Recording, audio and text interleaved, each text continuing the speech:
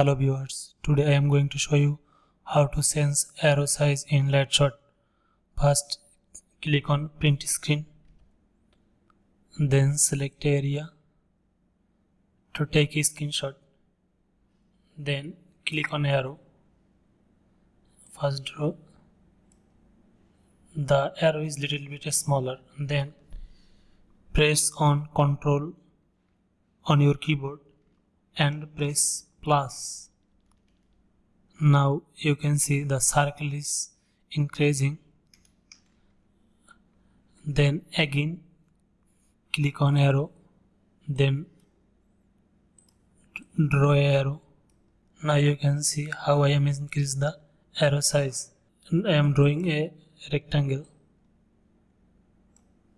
My rectangle size is quite high. Then I am going to show you how to change arrow size high to low. Just click on Ctrl on your keyboard, then press minus button on your keyboard. Then again click on rectangle and draw a arrow. Thank you.